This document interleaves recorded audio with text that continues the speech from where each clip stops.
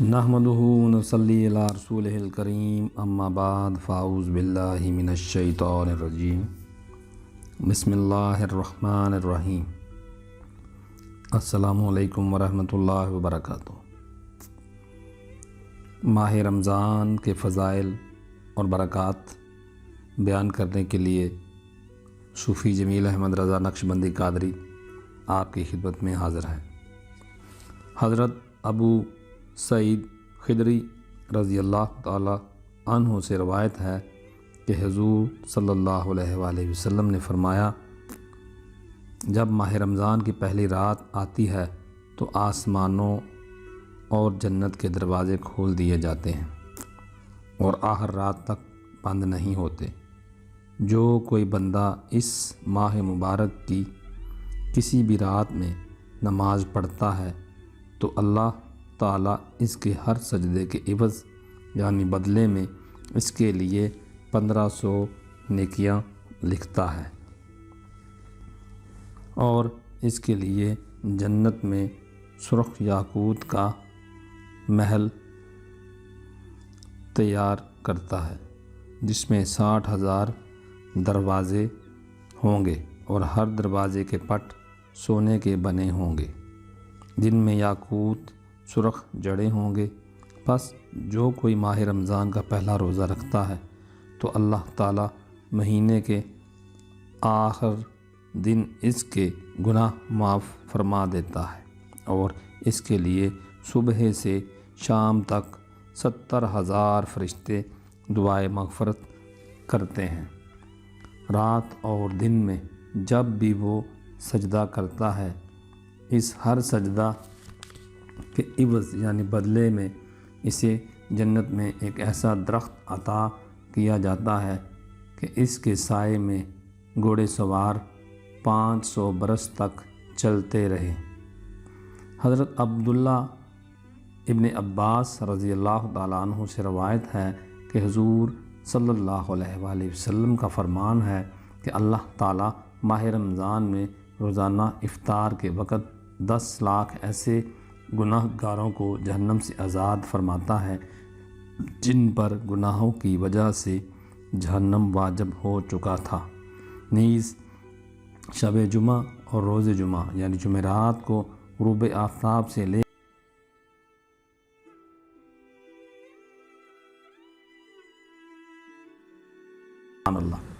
رمضان المبارک میں گناہ کرنے والوں کا انجام۔ سیدہ ام ہانی رضی اللہ تعالی عنہا سے روایت ہے کہ حضور اکرم نور مجسم صلی اللہ علیہ وآلہ وسلم نے ارشاد فرمایا، میری امت ذلیل و رسوا نہ ہوگی جب تک ماہ رمضان کے حق کو ادا کرتی رہے گی۔ عرض کی گئی، یا رسول اللہ صلی اللہ علیہ وآلہ وسلم، رمضان کے حق کو ضائع کرنے میں ان کا ذلیل و رسوا ہونا کیا ہے؟ فرمایا، اس ماہ میں ان کا حرام کاموں کا کرنا۔ پھر ارشاد فرمایا، جس نے اس ماہ میں زنا کیا یا شراب پی تو اگلے رمضان تک اللہ تعالیٰ اور جتنے آسمانی فرشتے ہیں سب اس پر لعنت کرتے ہیں۔ پس اگر یہ شخص اگلے ماہ رمضان کو پانے سے پہلے ہی مر گیا تو اس کے پاس کوئی ایسی نیکی نہ ہوگی جو اسے جہنم کی آگ سے بچا سکے۔ پس تم ماہ رمضان کے معاملے میں ڈرو، کیونکہ جس طرح اس ماہ میں اور مہینوں کے مقابلے میں نیکیاں بڑھا دی جاتی ہیں اسی طرح گناہوں کا بھی معاملہ ہے۔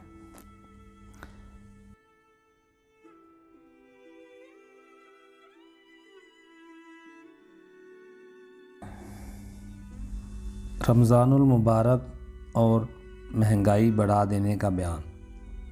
یہ مبارک حدیث پڑھیے اور غور فرمائیے کہ ہم آج کہاں پر کھڑے ہیں۔ آقا و مولا صلی اللہ علیہ وآلہ وسلم ارشاد فرماتے ہیں کہ لوگو، تمہارے پاس رمضان کا مہینہ آ رہا ہے، پس تم اس کے لیے تیاری کرو اور اپنی نیتوں کو صحیح کرو اور اس کا احترام اور تعظیم کرو، اس لیے کہ اس کا احترام اللہ کے نزدیک بہت عظیم احترام والی چیزوں میں ہے، لہٰذا اس کی بے حرمتی مت کرو، اس لیے کہ اس مہینے میں نیکیوں اور برائیوں دونوں کی جزا میں اور سزا میں اضافہ کر دیا ہے۔ کیا ہم بحیثیت ایک مسلمان قوم رمضان المبارک کو وہی احترام دے رہے ہیں جس کا وہ مستحق ہے؟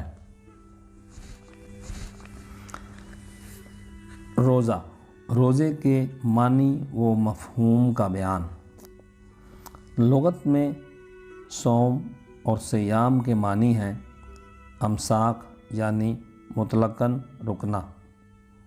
اصطلاح شریعت میں ان الفاظ کا مفہوم ہے فجر سے غروب تک روزہ کی نیت کے ساتھ کھانے پینے جمع کرنے اور بدن کے اس حصے میں وہ اندر کے حکم میں ہو کسی چیز کا داخل کرنے سے رکے رہنا۔ نیز روزہ دار کا مسلمان اور حیض و نفاس سے پاک ہونا اس کے صحیح ہونے کی شرائط میں سے ہے۔ روزے کی فرضیت کا بیان۔ روزہ کب فرض ہوا؟ ماہ رمضان کے روزے ہجرت کے 18 ماہ بعد شعبان کے مہینے میں تحویل قبلہ کے 10 روز بعد فرض کیے گئے۔ بعض حضرات کہتے ہیں کہ اس میں قبل کوئی روزہ فرض نہیں تھا، جبکہ بعض حضرات کا قول ہے کہ اس سے قبل بھی کچھ ایام کے روزے فرض تھے جو اس ماہ رمضان کے روزے کی فرضیت کے بعد منسوخ ہو گئے۔ بعض حضرات کے نزدیک تو عاشوراء محرم کی 10ویں تاریخ کا روزہ فرض تھا، اور بعض حضرات کا قول یہ ہے کہ ایام بیضاء قمری مہینے کی 13ویں، 14ویں اور 15ویں راتوں کے دن کے روزے فرض تھے۔ رمضان کے روزے کی فرضیت کے ابتدائی دنوں میں بعض احکام بہت سخت تھے، مثلاً غروب آفتاب کے بعد سونے سے پہلے کھانے پینے کی اجازت تھی، مگر سونے کے بعد کچھ بھی کھانے پینے کی اجازت نہیں تھی، چاہے کوئی شخص بغیر کھائے پیے ہی کیوں نہ سو گیا ہو۔ اس طرح جمع کسی بھی وقت اور کسی بھی حالت میں جائز نہ تھا، مگر یہ احکام مسلمانوں پر بہت شاق گزرے اور ان احکام کی وجہ سے کئی واقعات پیش آئے تو یہ احکام منسوخ کر دیے گئے اور کوئی سختی باقی نہ رہی۔ روزے کی اہمیت و فضیلت۔ اسلام کے جو 5 بنیادی ارکان ہیں ان میں روزے کا تیسرا درجہ ہے، گویا روزہ اسلام کا تیسرا رکن ہے۔ اس اہم رکن کی جو تاکید اور بیش از بیش اہمیت ہے اسے ماہرین شریعت ہی بخوبی جان سکتے ہیں۔ روزے کا انکار کرنے والا کافر اور اس کا تارک فاسق اور اشد گناہ گار ہوتا ہے۔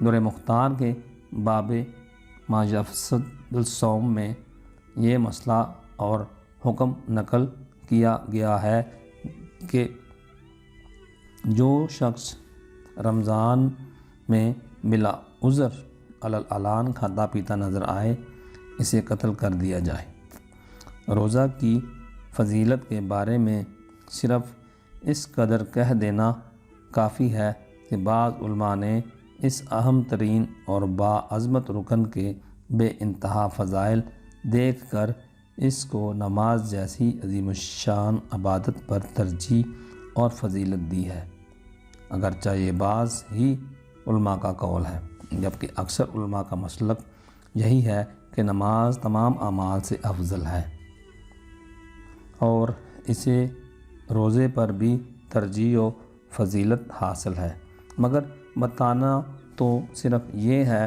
کہ جب اس بات میں علماء کے ہاں اختلاف ہے کہ نماز افضل ہے یا روزہ، تو اب ظاہر ہے کہ نماز کے علاوہ اور کوئی دوسرا عمل اور دوسرا رکن روزہ کی ہمسری نہیں کر سکتا۔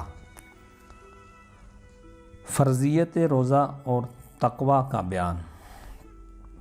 یا ایھا الذین آمنوا کتب علیکم الصیام کما کتب علی الذین من قبلکم لعلکم تتقون، سورہ بقرہ آیت نمبر 183۔ اے ایمان والو، تم پر اسی طرح روزے فرض کیے گئے ہیں جیسے تم سے پہلے لوگوں پر فرض کیے گئے تھے، تاہم تم پرہیزگار بن جاؤ۔ اللہ تعالیٰ اس امت کے ایمانداروں کو مخاطب کر کے انہیں حکم دے رہا ہے کہ روزے رکھو۔ روزے کے معنی اللہ تعالیٰ کے فرمان کی بجا آوری کی خالص نیت کے ساتھ کھانے پینے اور جماع سے رک جانے کے ہیں۔ اس سے فائدہ یہ ہے کہ نفس انسان پاک صاف اور طیب و طاہر ہو جاتا ہے، روی اخلاق اور بیہودہ اخلاق سے انسان کا تنقیہ ہو جاتا ہے۔ اس حکم کے ساتھ ہی فرمایا گیا کہ اس حکم کے ساتھ تم تنہا نہیں بلکہ تم سے اگلوں کو بھی روزے رکھنے کا حکم تھا۔ اس بیان سے یہ بھی مقصد ہے کہ یہ امت اس فریضہ کی بجا آوری میں اگلی امتوں سے پیچھے نہ رہ جائے جیسا اور جگہ ہے، یعنی ہر ایک کے لیے ایک طریقہ اور راستہ۔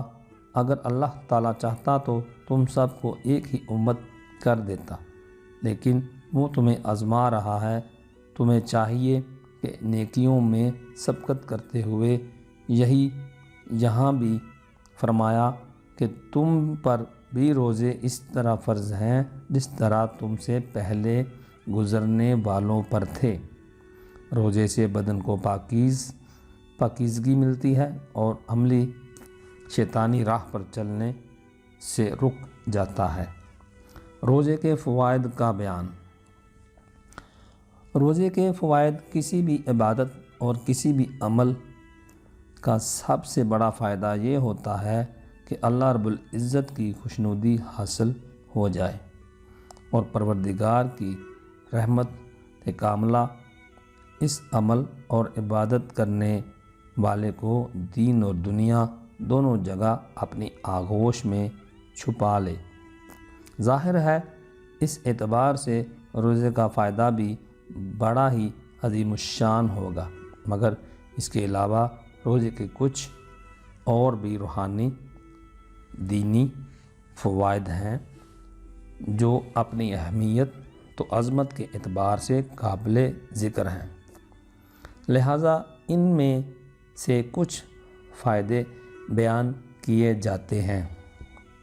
نمبر 1، روزہ کی وجہ سے خاطر جمی اور قلبی سکون حاصل ہوتا ہے۔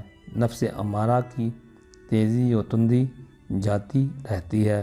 اعضائے جسمانی اور بطور خاص وہ اعضاء جن کا نیکی اور بدی سے براہ راست تعلق ہوتا ہے، جیسے ہاتھ، آنکھ، زبان، کام اور ستر وغیرہ، سست ہو جاتے ہیں، جس کی وجہ سے گناہ کی خواہش کم ہو جاتی ہے اور معصیت کی طرح رجحان ہلکا پڑ جاتا ہے۔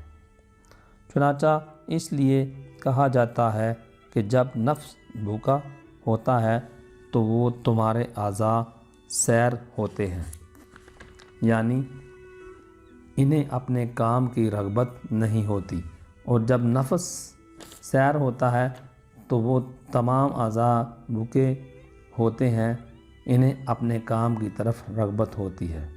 اس قول کو وضاحت کے ساتھ سمجھ لیجئے کہ جسم کے جتنے اعضاء ہیں قدرت نے انہیں اپنی مخصوص کاموں کے لیے پیدا کیا ہے۔ مثلا آنکھ کی تخلیق دیکھنے کے لیے ہوئی ہے، گویا آنکھ کا کام دیکھنا ہے، لہذا بھوک کی حالت میں کسی بھی چیز کو دیکھنے کی طرف رغبت نہیں ہوتی۔ ہاں، جب پیٹ بھرا ہوا ہوتا ہے تو آنکھ اپنا کام بڑی رغبت کے ساتھ کرتی ہے اور ہر جائز و ناجائز چیز کو دیکھنے کی خواہش کرتی ہے۔ اسی پر بقایا اعضاء کو بھی قیاس کیا جا سکتا ہے۔ نمبر 2، روزہ کی وجہ سے دل کدورتوں سے پاک صاف ہو جاتا ہے، کیونکہ دل کی کدورت آنکھ، زبان اور دوسرے اعضاء کے فضول کاموں کی وجہ سے ہوتی ہے، یعنی زبان کا ضرور و حاجت سے زیادہ کلام کرنا، آنکھوں کا بلا ضرورت دیکھنا، اسی طرح دوسرے اعضاء کا ضرورت سے زیادہ اپنے کام میں مشغول رہنا افسردگی دل اور رنجش قلب کا باعث ہے، اور ظاہر ہے کہ روزہ دار فضول گوئی اور فضول کاموں سے بچا رہتا ہے۔ وجہ اس کا دل صاف اور مطمئن رہتا ہے۔ اس طرح پاکیزگی دل اور اطمینان قلب اچھے اور نیک کاموں کی طرف میلان اور رغبت اور درجات عالیہ کے حصول کا ذریعہ بنتا ہے۔ تیسرا، روزہ مساکین و غرباء کے ساتھ حسن و سلوک اور رحم کا سبب ہوتا ہے، کیونکہ جو شخص کسی وقت بھوک کا غم چیر چکا ہوتا ہے، اسے اکثر و بیشتر وہ کربناک حالات یاد آتے ہیں۔ چنانچہ وہ جب کسی شخص کو بھوکا دیکھتا ہے تو اسے خود اپنی بھوک کی وہ حالت یاد آ جاتی ہے، جس کی وجہ سے اس کا جذبہ ترحم امن آتا ہے۔ نمبر 4، روزہ دار اپنے روزہ کی حالت میں گویا فقراء مساکین کی حالت بھوک کی مطابقت کرتا ہے، بائیں طور کہ جس اذیت اور تکلیف میں وہ مبتلا ہوتے ہیں، اسی تکلیف اور مشقت کا روزہ دار بھی برداشت کرتا ہے۔ اس وجہ سے اللہ کے نزدیک اس کا مرتبہ بہت بلند ہوتا ہے۔ ایک بزرگ بشرحافی کے بارے میں منقول ہے کہ ایک شخص ان کی خدمت میں جاڑے کے موسم میں حاضر ہوا تو کیا دیکھتا ہے کہ وہ بیٹھے ہیں اور کانپ رہے ہیں، حالانکہ ان کے پاس اتنے کپڑے موجود تھے جو ان کی سردی سے بچا سکیں، مگر وہ کپڑے الگ رکھے ہوئے تھے۔ اس شخص نے یہ حالت دیکھ کر ان سے بڑے تعجب سے پوچھا کہ آپ نے سردی کی اس حالت میں اپنے کپڑے الگ رکھ چھوڑے ہیں۔ انہوں نے فرمایا، میرے بھائی، فقراء و مساکین کی تعداد بہت زیادہ ہے، میں اتنی استطاعت نہیں کہ میں ان کے کپڑوں کا انتظام کروں، لہذا جو چیز میرے اختیار میں ہے اس کی غنیمت جانتا ہوں کہ جس طرح وہ لوگ سردی کی تکلیف برداشت کر رہے ہیں، اس طرح میں بھی سردی کی تکلیف برداشت کرتا رہوں، اس طرح میں بھی ان کی مطابقت کرتا رہا ہوں۔ یہی جذبہ ہمیں ان اولیاء عارفین کی زندگیوں میں بھی ملتا ہے، جن کے بارے میں منقول ہے کہ وہ کھانا کے کھاتے وقت ہر لقمہ پر یہ دعائیہ کلمات کرتے تھے، اللہ مجھ سے بھوکوں کے حق کے بارے میں مواخذہ نہ کیجیے۔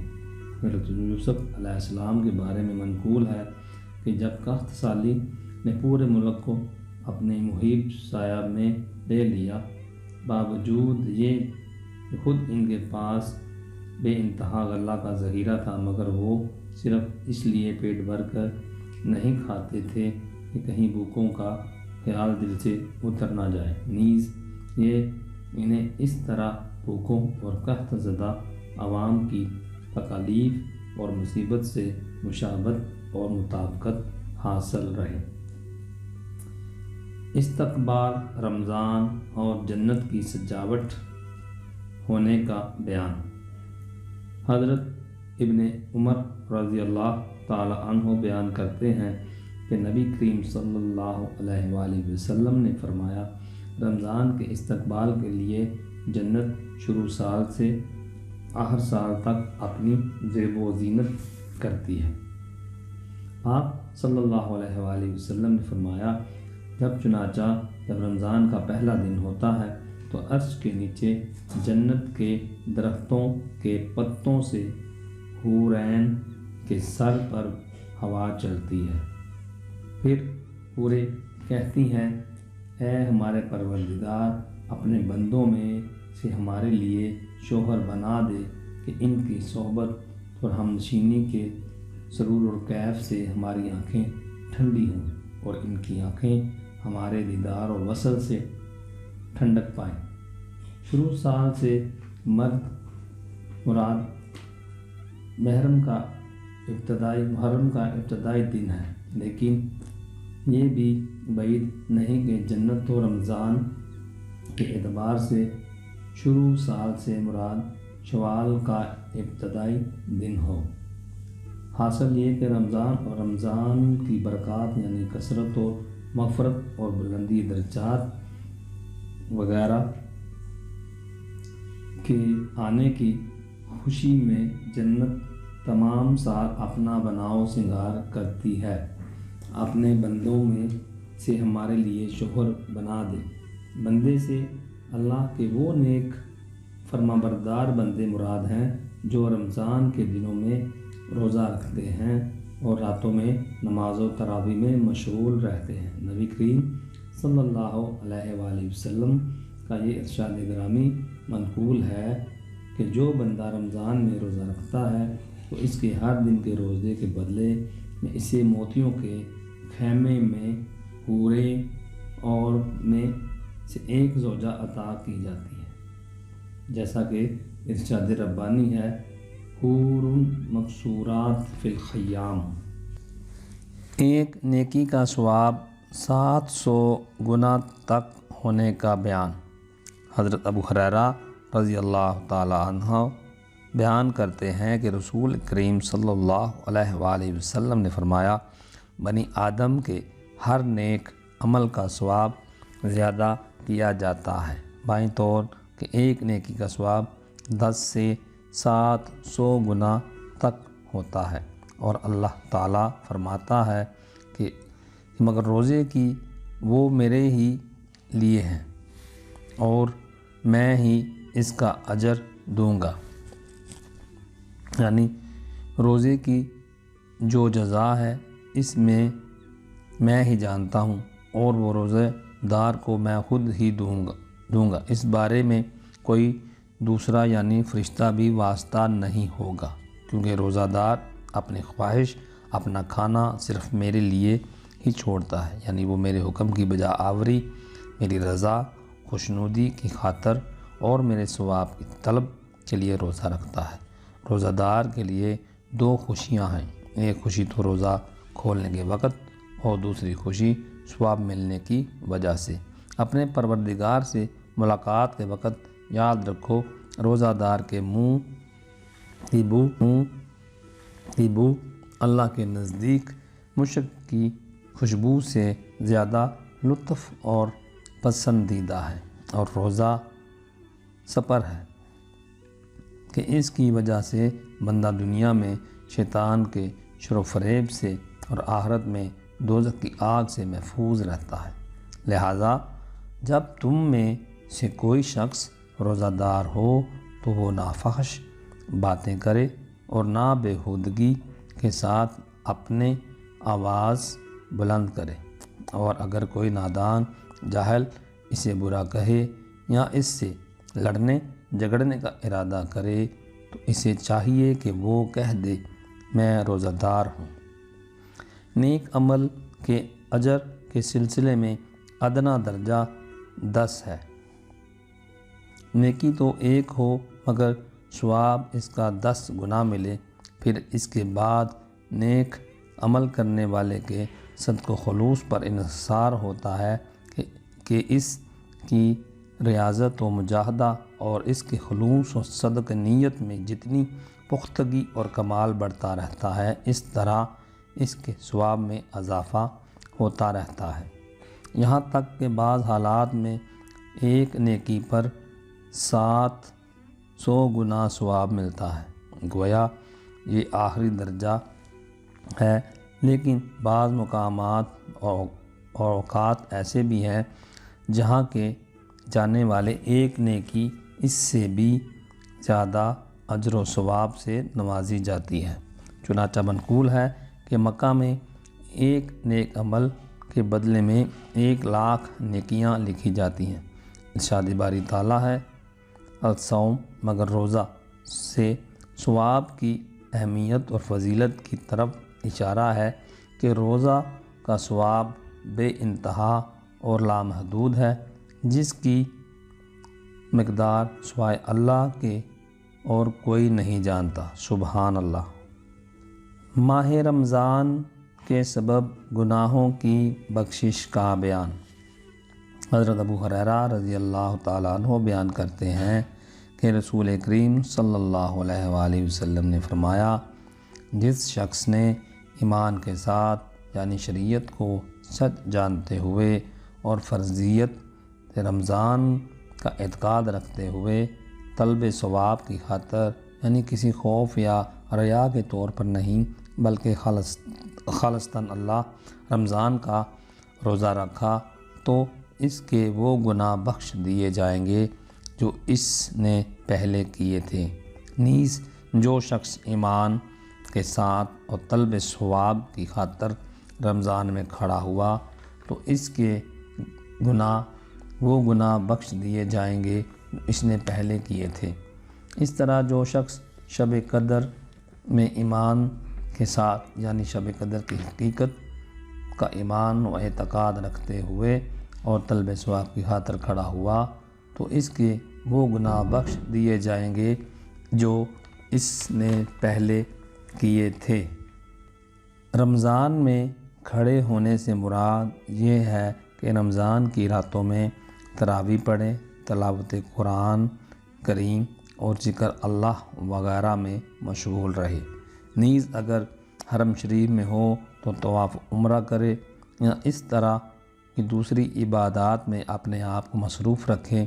شب قدر میں کھڑا ہونے کا مطلب یہ ہے کہ شب قدر عبادت الہی اور ذکر اللہ میں مشغول رہے، خواہ اس رات کے شب قدر ہونے کا اسے علم ہو یا نہ ہو،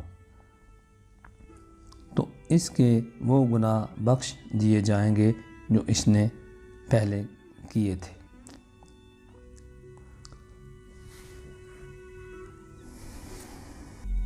رمضان میں شیطان بند کر دیے جاتے ہیں۔ حضرت ابو ہریرہ رضی اللہ تعالیٰ عنہ بیان کرتے ہیں کہ رسول کریم صلی اللہ علیہ وآلہ وسلم نے فرمایا، جب ماہ رمضان شروع ہوتا ہے تو آسمان کے دروازے کھول دیے جاتے ہیں، اور دوسری روایت میں یہ ہے کہ جنت کے دروازے کھول دیے جاتے ہیں اور دوزخ کے دروازے بند کر دیے جاتے ہیں، نیز شیاطین کو قید کر دیا جاتا ہے۔ ایک اور روایت کے الفاظ آسمان کے دروازے کھول دیے جاتے ہیں کی بجائے یہ ہیں کہ رحمت کے دروازے کھول دیے جاتے ہیں۔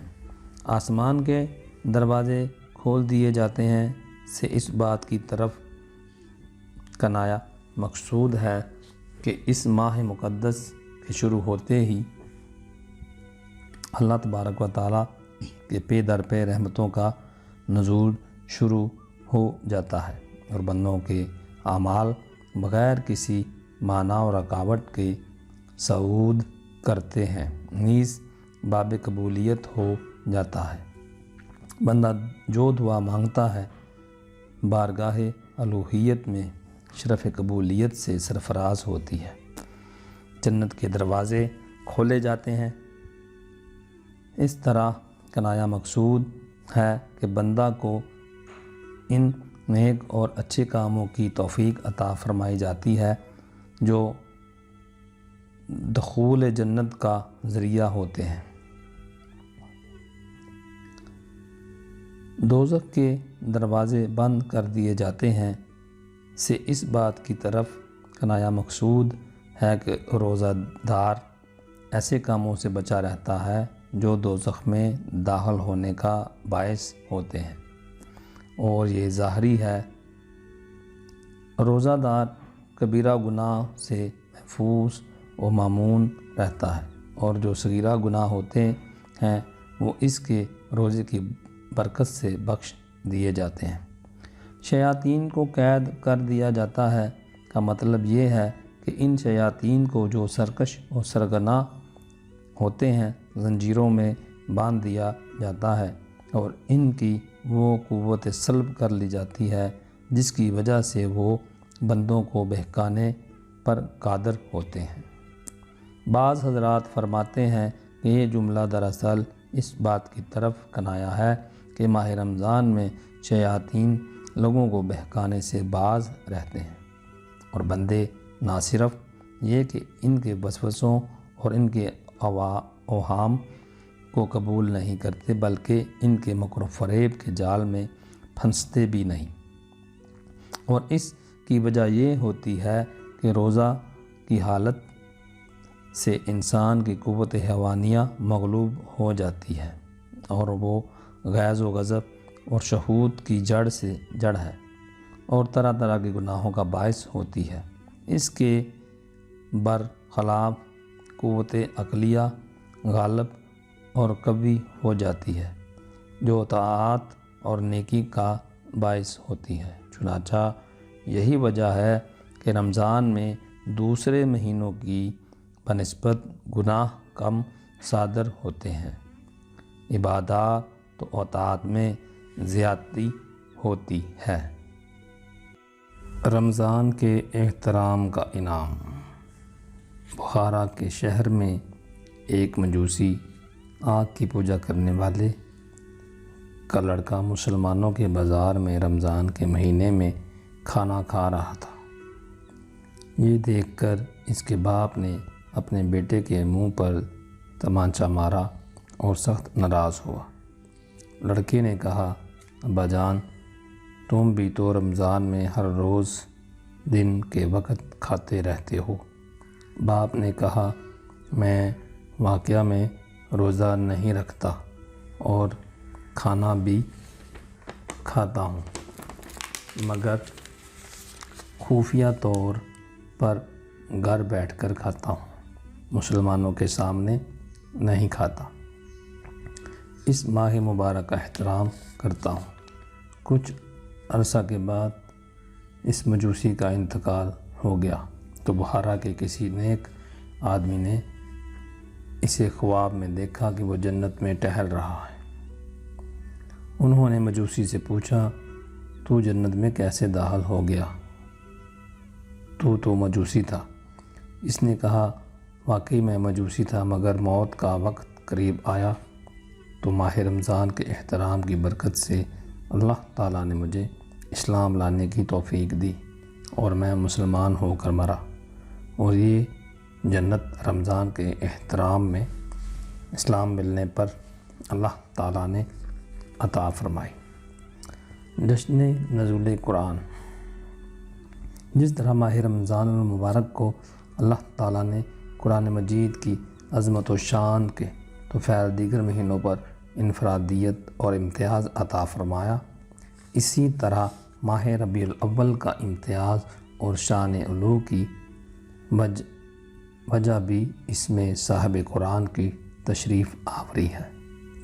یہ ماہ مبارک بلا شبہ حضور نبی اکرم صلی اللہ علیہ وآلہ وسلم کی ولادت باسعادت کے صدقے سے ایک انفرادی حیثیت کے ساتھ سال کے 12 مہینوں پر نمایاں فضیلت اور امتیاز کا حامل ہے۔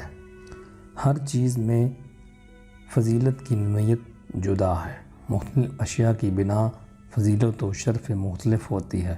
جس طرح ہر ماہ کی انفرادیت اور فضیلت کی ایک جدا جہت حیاسی، طرح ہر شہر، ہر علاقے، ہر دن کی اپنی اپنی امتیازی صفات اور خصوصیات ہیں۔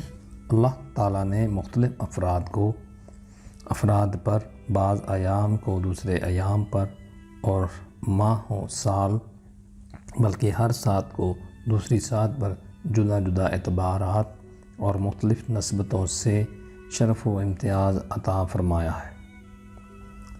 اس اعتبار سے بعض انبیاء علیہ السلام کو بھی ایک دوسرے پر مختلف حیثیتوں سے فضیلت حاصل ہے۔ مثلاً قرآن حکیم میں ارشاد فرمایا گیا، یہ سب رسول جو ہم نے مبعوث فرمائے ہم نے ان میں سے بعض کو بعض پر فضیلت دی۔ ماہ رمضان المبارک کی وجہ فضیلت بیان کرتے ہوئے فرمایا گیا، رمضان کا مہینہ وہ مہینہ ہے جس میں قرآن اتارا گیا۔ اس ماہ مبارک میں آنے والی لیلۃ القدر کو سال بھر کی تمام دوسری راتوں پر فوقیت عطا فرمانے کی وجہ اور فضیلت کا سبب بھی نزول قرآن کو قرار دیتے ہوئے فرمایا، بے شک ہم نے اس قرآن کو شب قدر میں اتارا۔ کبھی شہر مکہ کی قسم کھا کر دوسرے مقدس مقامات کے باوجود اسے صرف اس لیے دوسرے شہروں پر فضیلت دی کہ حضور صلی اللہ علیہ وآلہ وسلم کی حیات مقدسہ کا بیشتر حصہ اس شہر میں گزرا۔ ارشاد فرمایا گیا، میں اس شہر مکہ کی قسم کھاتا ہوں اے حبیب مکرم، اور اس لیے کہ آپ اس شہر میں تشریف فرما ہیں۔ اس طرح ایمان اور اسلام کے بعد ایک مسلمان قید و سرے پر شرف و تکریم اور اللہ کے ہاں بزرگی کے لیے تقوی کی شرط لگائی۔ ارشاد باری تعالیٰ ہوا، بے شک تم میں سے اللہ تعالیٰ کے ہاں وہی باعزت ہے جو تم میں سے زیادہ متقی ہے۔ الغرض قرآن حکیم کی متعدد آیات میں اللہ تعالیٰ نے مختلف مقامات اور اشیاء مقدسہ کی فضیلت اور شرف و تکریم کی وجوہات بھی مختلف بیان فرمائی ہے۔ نزول قرآن کا سبب ذات مصطفیٰ صلی اللہ علیہ وآلہ وسلم ہے۔ اللہ تبارک و تعالیٰ کا پاکیزہ کلام اور اس کی صفت ہونے کے اعتبار سے پوری کائنات میں اپنی فضیلت و شان میں یکتا ہے۔ بے شک اس کا نازل ہونا انسانیت کے لیے اللہ کی بڑی نعمت ہے اور اس کا احسان عظیم ہے۔ ہم سب مل کر اس کے ایک کلمے کا شکر بھی عمر بھر ادا نہیں کر سکتے۔ اس کے ذریعے جہالت و ضلالت میں گری ہوئی انسانیت کو اللہ تعالیٰ نے وہ نور علم عطا فرمایا جس سے جہالت کی تاریکیاں کافور ہو گئیں اور انسان پستیوں سے اٹھ کر شرف و تکریم کی بلندیوں پر متمکن ہوا۔ یہ سب کچھ اگر اپنی جگہ ایک ناقابل انکار حقیقت ہے، ہمیں یہ بھی دیکھنا ہوگا کہ قرآن ہمیں کس کے ذریعے عطا ہوا۔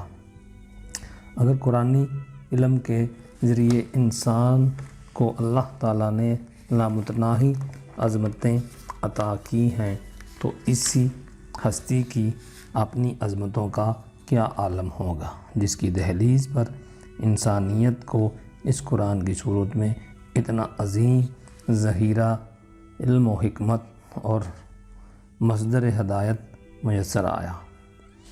وہ ذات اقدس جس کا قلب اطہر اسی وحی الہی کا ضبط و بنا اور سراپا حسن صورت و سیرت خلق قرآن قرار پایا، اس کے مقام علو کا ادراک کون کر سکتا ہے؟ بلکہ حقیقت تو یہ ہے کہ یہ قرآن حضور صلی اللہ علیہ وآلہ وسلم کی دلکش اداؤں اور آپ کی عادات اور خصائل کے ذکر جمیل کا مجموعہ ہے۔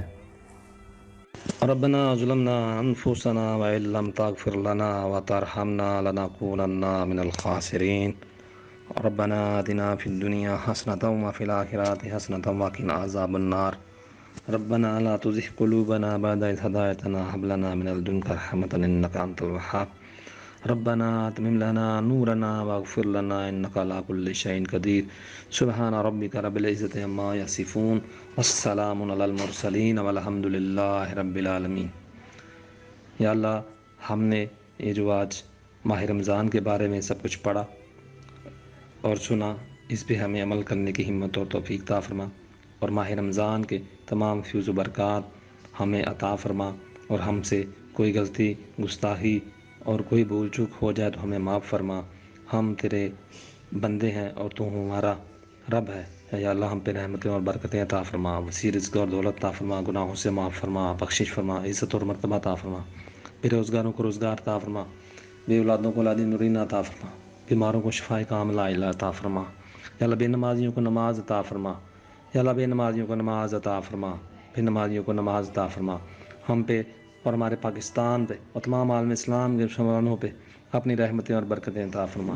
یا اللہ، ہمارے پاکستان پہ جو مشکلات ہیں، جو مصیبتیں ہیں، ان کو دور فرما، ہر قسم کے شر سے محفوظ فرما، اندرونی اور بیرونی طاقتوں سے یا اللہ محفوظ فرما، ہم پہ رحمتیں عطا فرما۔ یا اللہ، ہماری دعاؤں کو قبول و منظور فرما۔ یا اللہ، ہماری ٹوٹی پھوٹی دعاؤں کو قبول و منظور فرما۔ ہم یا اللہ تیرے بندے ہیں، ہم ناقص بندے ہیں، تیرے نادار بندے ہیں، تیرے مجبور بندے ہیں۔ یا اللہ، ہمیں مانگنا نہیں آتا، اللہ ہمیں مانگنا نہیں آتا، مگر تو عطا کرنے والا ہے۔ یا اللہ، تو دلوں کے بیتوں کو جانتا ہے، دلوں کے اندر جو وسوسے ہیں، جو سوچ ہے، خواہشات ہیں، ان سب کو جانتا ہے۔ یا اللہ، تو اپنی حیثیت کے مطابق ہمیں معاف فرما، اپنے ناموں کے صدقے ہمیں معاف فرما۔ بے شک یا اللہ، تو غفور الرحیم ہے، معاف کرنے والا ہے اور رحم کرنے والا ہے۔ ہمیں دنیا اور آخرت میں کامیابی عطا فرما۔ ہمارے آباء و اجداد کی جو فوت ہو چکے ہیں، جو زندہ ہیں، سب کی مغفرت فرما، انہیں جنت الفردوس میں جگہ عطا فرما۔ یا اللہ، عزت اور مرتبہ عطا فرما، برائیوں سے، گناہوں سے بچنے کی ہمت اور توفیق عطا فرما۔ ہمیں نبی صلی اللہ علیہ وسلم کے اخلاق عطا فرما، ہمیں نبی صلی اللہ علیہ وسلم کے اخلاق عطا فرما، نبی صلی اللہ علیہ وآلہ وسلم کے طریقہ زندگی عطا فرما، ہمیں دین پہ چلنے میں آسانی پیدا فرما۔ یا اللہ، قرآن کو پڑھنے، سمجھنے اور اس پہ عمل کرنے کی ہمت اور توفیق عطا فرما۔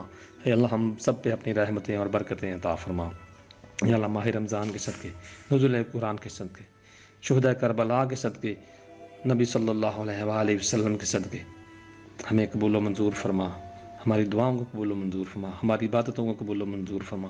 اے اللہ، تمام دعائیں باتیں حاجتیں پیارے رسول حضرت محمد مصطفیٰ صلی اللہ علیہ وآلہ وسلم کے صدقہ سے، وسیلہ سے قبول و منظور فرما۔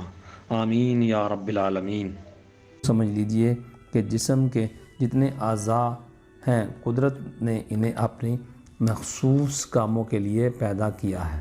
مثلا آنکھ کی تخلیق دیکھنے کے لیے ہوئی ہے، گویا آنکھ کا کام دیکھنا ہے، لہذا بھوک کی حالت میں کسی بھی چیز کو دیکھنے کی طرف رغبت نہیں ہوتی۔ ہاں، جب پیٹ بھرا ہوا ہوتا ہے تو آنکھ اپنا کام بڑی رغبت کے ساتھ کرتی ہے اور ہر جائز و ناجائز چیز کو دیکھنے کی خواہش کرتی ہے۔ اسی پر بقایا اعضاء کو بھی قیاس کیا جا سکتا ہے۔ نمبر 2، روزہ کی وجہ سے دل قدورتوں سے پاک صاف ہو جاتا ہے، کیونکہ دل کی قدورت آنکھ، زبان اور دوسرے اعضاء کے فضول کاموں کی وجہ سے ہوتی ہے، یعنی زبان کا ضرور و حاجت سے زیادہ کلام کرنا، آنکھوں کا بلا ضرورت دیکھنا، اسی طرح دوسرے اعضاء کا ضرورت سے زیادہ اپنے کام میں مشغول رہنا افسردگی دل اور رنجش قلب کا باعث ہے، اور ظاہر ہے کہ روزہ دار فضول گوئی اور فضول کاموں سے بچا رہتا ہے۔ وجہ اس کا دل صاف اور مطمئن رہتا ہے۔ اس طرح پاکیزگی دل اور اطمینان قلب اچھے اور نیک کاموں کی طرف میلان اور رغبت اور درجات عالیہ کے حصول کا ذریعہ بنتا ہے۔ تیسرا، روزہ مساکین و غرباء کے ساتھ حسن و سلوک اور رحم کا سبب ہوتا ہے، کیونکہ جو شخص کسی وقت بھوک کا غم چیٹ چکا ہوتا ہے، اسے اکثر و بیشتر وہ کربناک حالات یاد آتے ہیں۔ چنانچہ وہ جب کسی شخص کو بھوکا دیکھتا ہے تو اسے خود اپنی بھوک کی وہ حالت یاد آ جاتی ہے، جس کی وجہ سے اس کا جذبہ ترحم امن آتا ہے۔ نمبر 4، روزہ دار اپنے روزہ کی حالت میں گویا فقراء مساکین کی حالت بھوک کی مطابقت کرتا ہے، بائیں طور کہ جس اذیت و تکلیف میں وہ مبتلا ہوتے ہیں اسی تکلیف اور مشقت کا روزہ دار بھی برداشت کرتا ہے۔ اس وجہ سے اللہ کے نزدیک اس کا مرتبہ بہت بلند ہوتا ہے۔ ایک بزرگ بشر حافی کے بارے میں منقول ہے کہ ایک شخص ان کی خدمت میں جاڑے کے موسم میں حاضر ہوا تو کیا دیکھتا ہے کہ وہ بیٹھے ہیں اور کانپ رہے ہیں،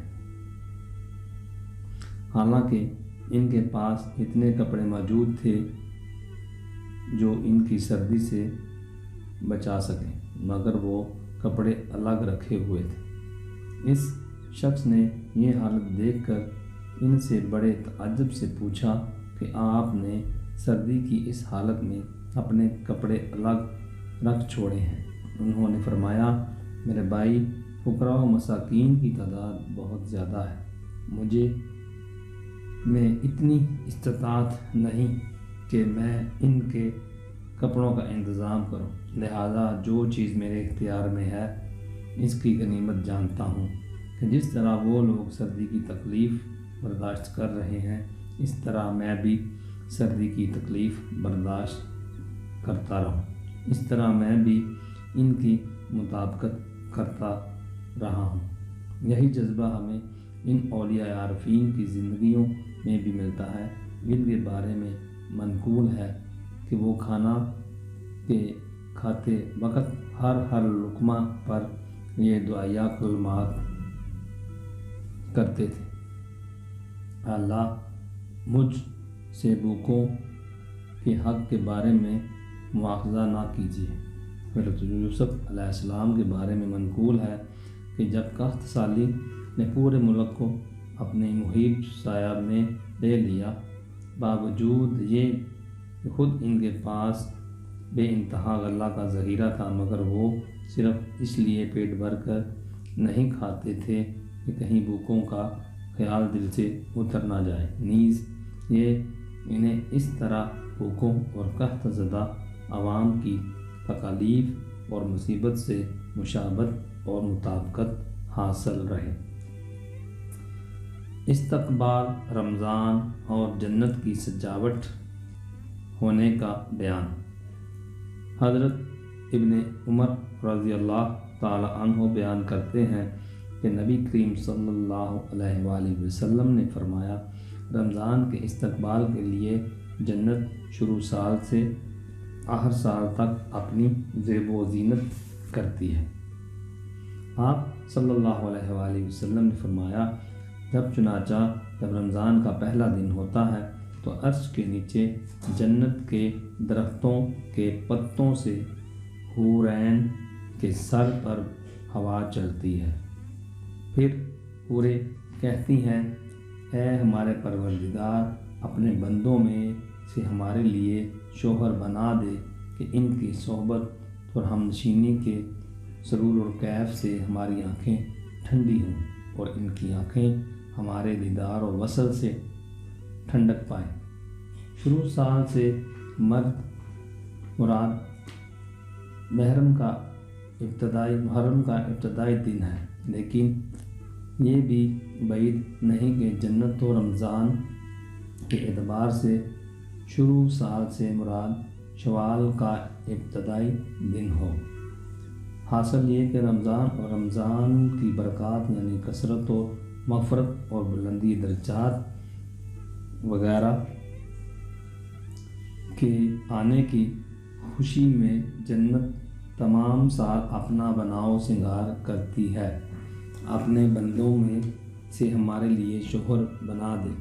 بندے سے اللہ کے وہ نیک فرمانبردار بندے مراد ہیں جو رمضان کے دنوں میں روزہ رکھتے ہیں اور راتوں میں نماز و تراویح میں مشغول رہتے ہیں۔ نبی کریم صلی اللہ علیہ وآلہ وسلم کا یہ ارشاد گرامی منقول ہے کہ جو بندہ رمضان میں روزہ رکھتا ہے تو اس کے ہر دن کے روزے کے بدلے میں اسے موتیوں کے خیمے میں پورے اور میں سے ایک زوجہ عطا کی جاتی ہے، جیسا کہ ارشاد ربانی ہے حور مقصورات فی الخیام۔ ایک نیکی کا ثواب 700 گنا تک ہونے کا بیان۔ حضرت ابو ہریرہ رضی اللہ تعالی عنہ بیان کرتے ہیں کہ رسول کریم صلی اللہ علیہ وآلہ وسلم نے فرمایا، بنی آدم کے ہر نیک عمل کا ثواب زیادہ کیا جاتا ہے، بائیں طور کہ ایک نیکی کا ثواب 10 سے 700 گنا تک ہوتا ہے، اور اللہ تعالیٰ فرماتا ہے کہ مگر روزے کی وہ میرے ہی لیے ہیں اور میں ہی اس کا اجر دوں گا، یعنی روزے کی جو جزا ہے اس میں ہی جانتا ہوں اور وہ روزہ دار کو میں خود ہی دوں گا۔ اس بارے میں کوئی دوسرا یعنی فرشتہ بھی واسطہ نہیں ہوگا، کیونکہ روزہ دار اپنی خواہش اپنا کھانا صرف میرے لیے ہی چھوڑتا ہے، یعنی وہ میرے حکم کی بجا آوری، میری رضا خوشنودی کی خاطر اور میرے ثواب کی طلب کے لیے روزہ رکھتا ہے۔ روزہ دار کے لیے 2 خوشیاں ہیں، ایک خوشی تو روزہ کھولنے کے وقت اور دوسری خوشی ثواب ملنے کی وجہ سے۔ اپنے پروردگار سے ملاقات کے وقت یاد رکھو، روزہ دار کے منہ کی بو اللہ کے نزدیک مشک کی خوشبو سے زیادہ لطف اور پسندیدہ ہے، اور روزہ سپر ہے کہ اس کی وجہ سے بندہ دنیا میں شیطان کے شر و فریب سے اور آخرت میں دوزخ کی آگ سے محفوظ رہتا ہے۔ لہٰذا جب تم میں سے کوئی شخص روزہ دار ہو تو وہ نہ فحش باتیں کرے اور نہ بےہودگی کے ساتھ اپنے آواز بلند کرے، اور اگر کوئی نادان جاہل اسے برا کہے یا اس سے لڑنے جھگڑنے کا ارادہ کرے تو اسے چاہیے کہ وہ کہہ دے میں روزہ دار ہوں۔ نیک عمل کے اجر کے سلسلے میں ادنا درجہ 10 ہے۔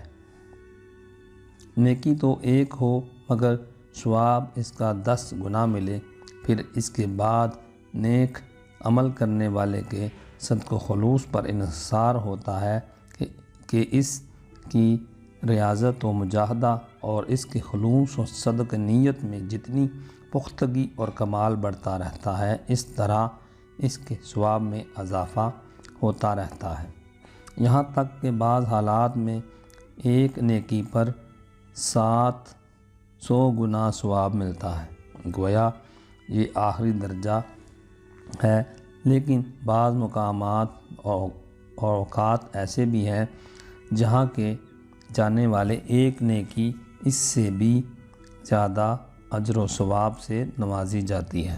چنانچہ منقول ہے کہ مکہ میں ایک نیک عمل کے بدلے میں 1,00,000 نیکیاں لکھی جاتی ہیں۔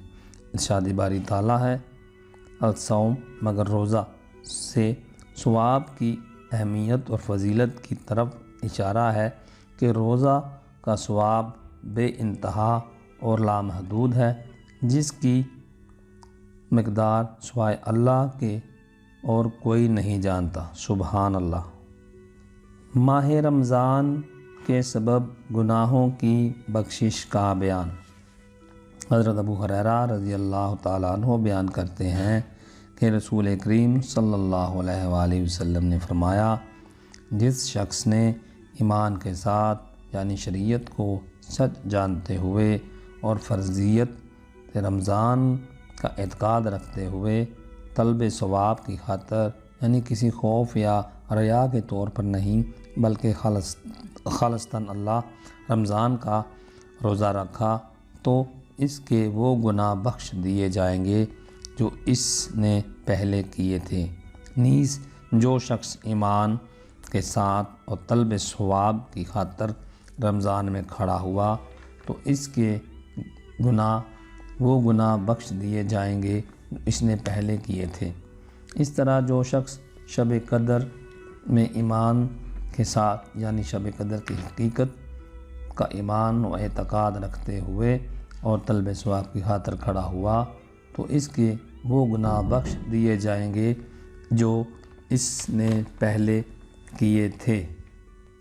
رمضان میں کھڑے ہونے سے مراد یہ ہے کہ رمضان کی راتوں میں تراویح پڑھیں، تلاوت قرآن کریم اور ذکر اللہ وغیرہ میں مشغول رہے۔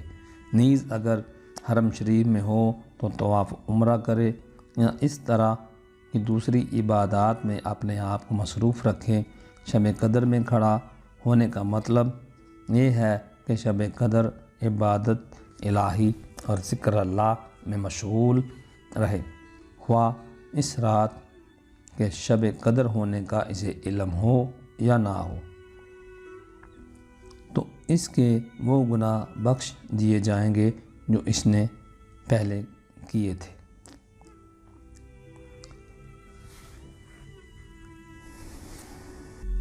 رمضان میں شیطان بند کر دیے جاتے ہیں۔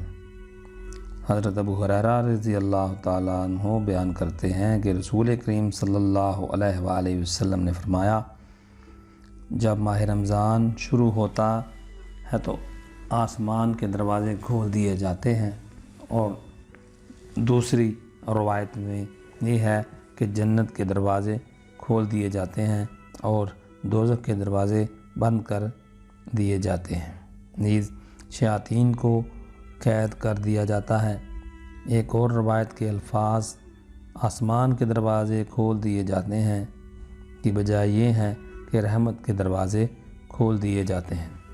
آسمان کے دروازے کھول دیے جاتے ہیں سے اس بات کی طرف کنایا مقصود ہے کہ اس ماہ مقدس کے شروع ہوتے ہی اللہ تبارک و تعالیٰ کے پے در پے رحمتوں کا نزول شروع ہو جاتا ہے اور بندوں کے اعمال بغیر کسی مانع و رکاوٹ کے صعود کرتے ہیں، نیز باب قبولیت ہو جاتا ہے۔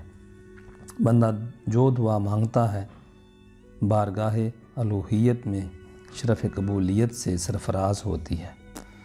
جنت کے دروازے کھولے جاتے ہیں۔ اس طرح کنایا مقصود ہے کہ بندہ کو ان نیک اور اچھے کاموں کی توفیق عطا فرمائی جاتی ہے جو دخول جنت کا ذریعہ ہوتے ہیں۔ دوزخ کے دروازے بند کر دیے جاتے ہیں سے اس بات کی طرف کنایا مقصود ہے کہ روزہ دار ایسے کاموں سے بچا رہتا ہے جو دوزخ میں داخل ہونے کا باعث ہوتے ہیں، اور یہ ظاہری ہے۔